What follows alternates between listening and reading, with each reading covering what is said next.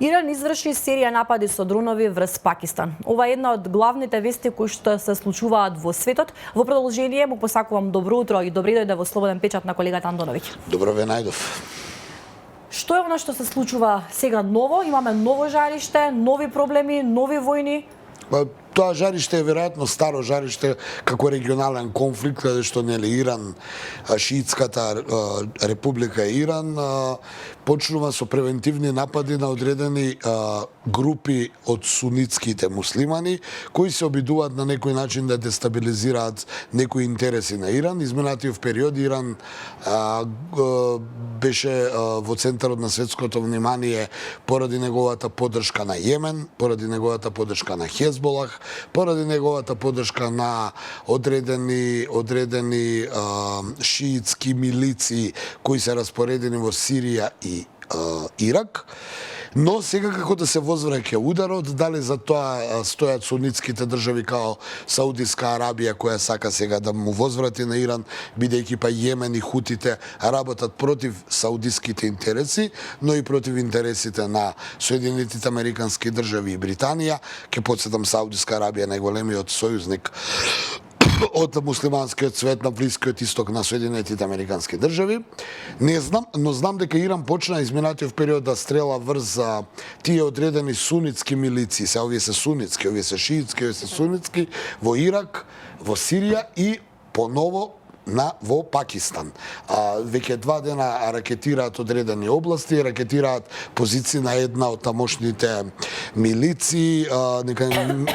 Нека ми извинат гледачите, името е малце комплицирано на таа сунитска милиција, но таа се залага за отцепување на еден дел од Иран, да биде независна држава, тоа е образложението, но далеко за сето ова најверојатно стои обидот на Саудиска Арабија, на Западот, да му возврати на Иран кој, поддржувајќи ги шиитските милиции и поддржувајќи го Хамас во Израел, се бори против интересите на Соединетите Американски држави. Сега му се возвраќа на Иран и доаѓа до еден конфликт, но она што е лошо и што може да се смета како ширење на конфликтот во Израел и Газа е секако тоа што Иран стрелаше во Пакистан, а Пакистан е нуклеарна сила, ке потсетам, и официјален Исламабад најавува возвраќање на овие ирански напади. Сега, ако дојде до некаков регионален конфликт Иран и Пакистан, тоа би било голем проблем, бидејќи Пакистан има над 250 милиони жители, нуклеарна сила е и не знам како Иран со тоа би можел да се справи ако дојде до некаков регионален конфликт. Но, сума сумаром, веројатно сакат Иран малку да го дестабилизираат, малку да го дефокусираат, бидејќи Техеран и тамошната исламска шиитска власт сериозно им помага на Хамас, на Хезболах и на хутите во Јемен да против Израел и против онаа војна која денеска се случува и која може да предизвика со новиот жариште со хутите, да предизвика зголемување на цените на нафтата, зголемување на цените на прехранбените производи, бидејќи тие стрелаат врз главната рута во Црвеното море, која според проценките е околу 20% од вкупното светска трговија. Значи рутата која одат бродовите од тамо треба да идат на Суетски канал да го скратат патот, вака тие мора да кружат околу Африка, што ќе го зголеми трошоците. Да скратам, тука поддршка на хутите даваат иранците, сега Иран малку го дестабилизираат за да се дефокусира, да не може толку да им помага и на Хамас, и на хутите, и на Хезболах, и да влезе во еден регионален конфликт као што е Пакистан. Од друга страна, ќе потсетам, Пакистан е голема држава, нуклеарна сила, така да ми се чини дека тука може да дојде до ширење на некаков конфликт. Американскиот Стейт Департмент не ја усвои резолуцијата за помош на Не, вака, Сенатот ја одби предлог резолуцијата на сенаторот Берни Сандерс, на републиканецот, кој предложи до Конгресот практично да се усвои резолуција со кој нема да се испорача, односно ќе се замрзне помошта, воената помош за Израел, бидејќи има основани сомневања дека се кршат човековите права при војувањето на израелската армија во во Газа, но и во западниот брег, дека таму страдаат многу цивили. Тој се обиде како би рекол Берни Сандерс е вечниот социјалист во републиканската партија, се обиде да си го врати рейтингот бидејќи со години е во трка за да добие номинација да биде кандидат за претседател на републиканците, но некако секогаш е трет во таа номинација изминативе години. Сега се обиде да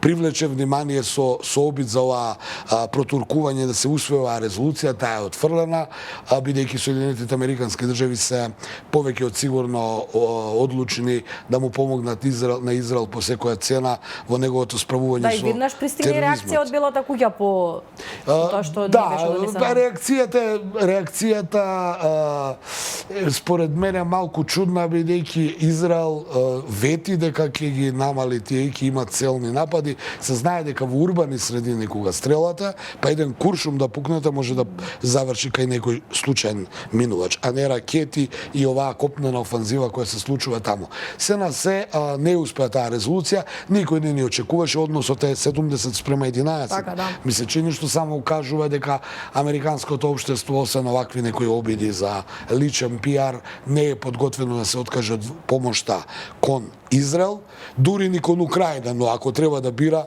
Израел ќе има поголема поддршка него Украина. Од друга страна ќе се префрлам на другиот фронт, значи Пакистан и Иран. Газа продолжува.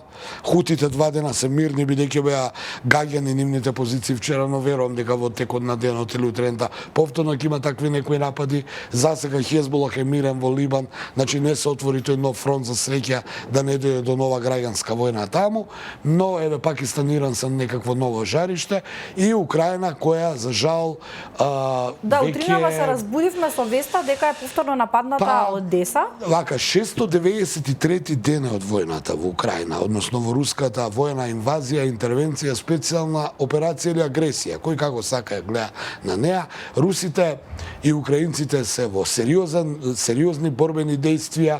Она што дотринава се случува веќе би рекол втор ден е иницијативата на руската армија да стрела врз вториот по големина украински град Харков и третиот по големина украински град Одеса.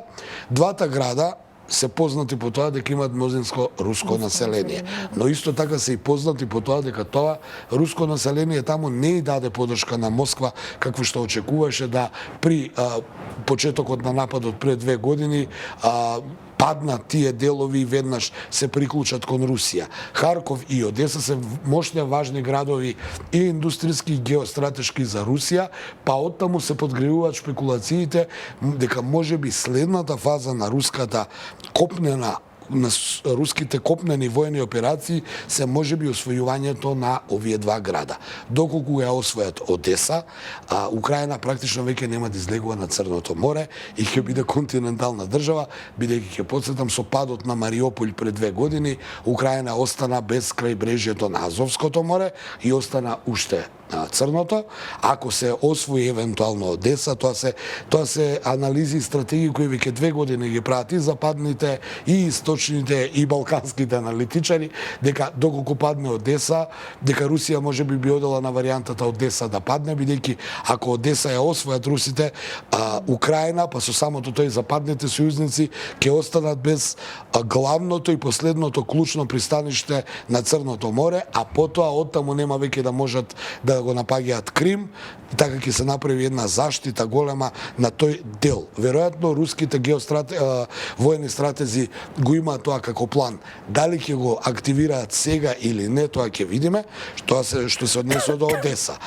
Потоа по Одеса ќе имаат еден коридор што ќе може да отидат до крај, да излезат на Дунав и да излезат практично на граница со Романија, што многу опасно може да дестабилизира НАТО алијансата. Ќе потсетам, Романија е во НАТО, а ако земеш малку во предвид како изгледа картата, може да се и нас да ни се доближат, што не е добро, бидејќи ако дојат на границата со Романија. Тука е и Молдавија, нели, која е исто така посочена дека би можела да биде следната држава која би била жртва на агресија, барем според зборувањата на самиот украински претседател Володимир Зеленски. Од друга страна, Харков е втор по големина град, на самата граница е со Русија и доколку Харков падне, потоа ќе биде отворен просторот воениот правец кон Киев. Затоа ќе видиме како ќе се одвива и што се плановите на воениот врв во Москва, но и политичкиот врв, дали ќе оди на таа варијанта или се ова само стрелање со дронови и обид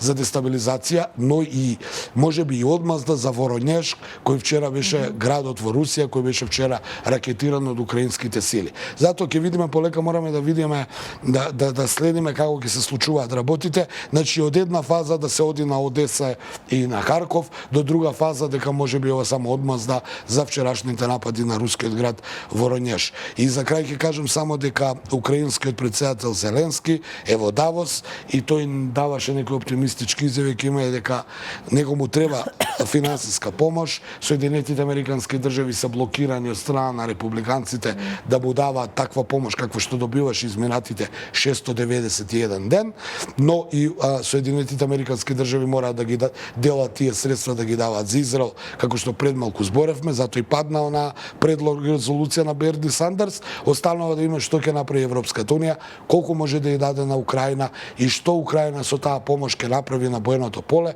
бидејќи се чини дека во моментов ја губат иницијативата. Да, среќа во несреќа во војната во Украина е тоа што слушаме дека има повредени, нема жртви, барем досега не сме слушнале дека има жртви во овие напади, туку има повредени и голема штета се случува во градовите. Жртви се и повредени, жртви се сакам да кажам нема загинати. Колку е тоа среќа во несреќа, не знам. Војната е несреќа и само како несреќа треба и да се гледа. Бидејќи тие жртви што се повредени се можеби инвалиди, можеби се, да не зборувам така, да тоа е една голема трагедија. Секоја војна е голема трагедија, ние зборуваме за овие војни, голема трагедија, голем број на жртви има.